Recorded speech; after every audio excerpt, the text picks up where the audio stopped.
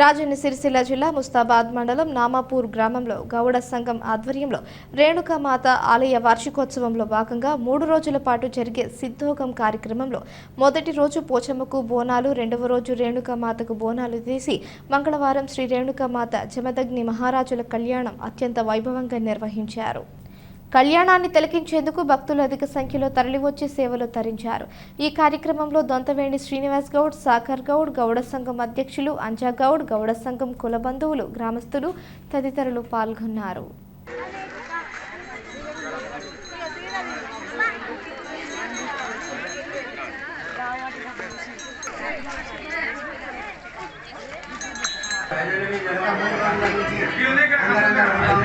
నామాపూర్ గ్రామంలో గౌడ సంఘం ఆధ్వర్యంలో శ్రీ రేణుకా జమదగ్ని వివాహం వేడుకలు 3 రోజుల నుంచి రంగరంగ వైభవంగా జరుగుతున్నాయి.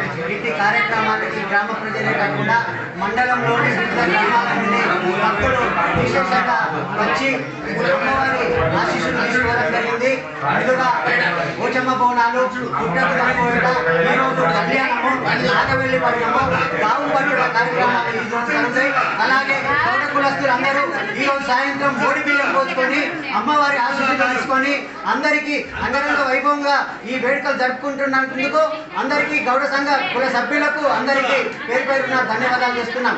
ఎందుకంటే ఈ గ్రామంలోనే మన ఎల్లమ్మ తల్లికి విశేషమైన పేరు ఉన్నది. ఎందుకంటే చల్లని తల్లి, చక్కని తల్లి, ఏ ఆపద రానియకుండా కాపాడే మా కల్పవల్లి, మా ఈలవెల్పు రేణుకామాత అని ఈ సందర్భంగా తెలియజేస్తున్నాం. అందరికీ పేరు పేరున ఈరోజు దొంతవేణి బ్రదర్స్ అంటే ఇరుశేషులు ఎల్లగొండ కుమారులు ఇలా ఈ కార్యక్రమానికి అన్నదానం చేస్తున్నారు. వారికి, వారి కుటుంబానికి రేణుకామాత ఆశీస్సులు ఉండాలని మనస్ఫూర్తిగా కోరుకుంటున్నాం.